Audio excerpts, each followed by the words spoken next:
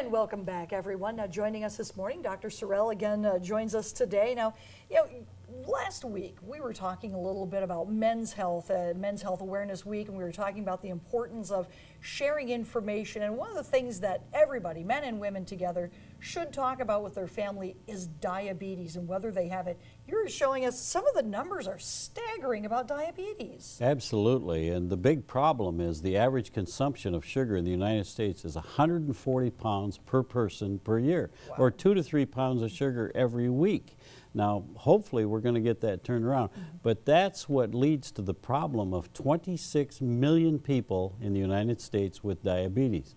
Most of those are what we call type 1. That means the diabetes that's related to what you've been eating, and only 5%, a very small percentage, is the genetic problem where you're born with a pancreas that just doesn't work right.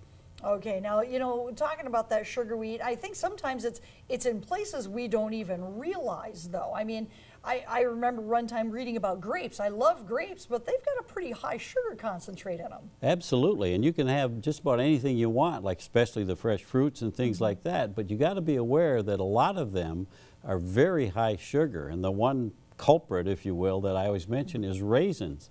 Raisins are great, but a cup of raisins has 116 grams of sugar. I mean, yeah, and if you're diabetic or pre-diabetic, then you really need to stay away from that and become what I call a label reading detective. Okay. It's so important to know what's in that food or drink you're taking before it goes in your mouth. Okay, now, when we were talking about, that pre-diabetes, do you know what kind of numbers should we be looking at? Say we go to our doctor and we get those numbers taken care of. Where are those threshold numbers we should be careful of? Well, there's a normal, and it's around 100 or maybe a little above, and it's called a fasting blood sugar, and that's why the doctors, we're always mean to you and don't let you eat anything before it's really hard. before you do your lab work. But we want to know what your fasting blood sugar is, and if it starts to creep up, not to a point where you'll need the diabetes medications in terms of insulin or the pills, but it's starting to creep up, that's pre-diabetes.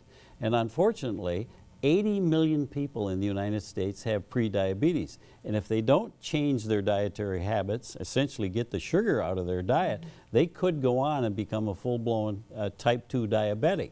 And that involves a lot of healthcare issues, other illnesses, so it's a very serious problem. And I know just from having family history, in the extreme, I had a grandfather that lost his leg to diabetes. I mean, it does have some serious ramifications attached to it. Absolutely. It can affect your kidney function to the point of shutting down the kidneys. You can need amputations, things like that, because it really affects your blood vessels and the ability to deliver blood to your organs. But the good news on diabetes is if you change your diet, you change your ways, especially if you're pre-diabetic or type 2 diabetes, you can actually get to a point where the type 2 diabetes will go away. Wow. So you can cure yourself essentially, and it has so much to do with diet. Know what's in that food before it goes in your mouth. All right. Well, thank you for refreshing us about what those numbers are. They can be very frightening, but we should just be active about it. And I thank you so much for joining us today, letting us know what to watch out for.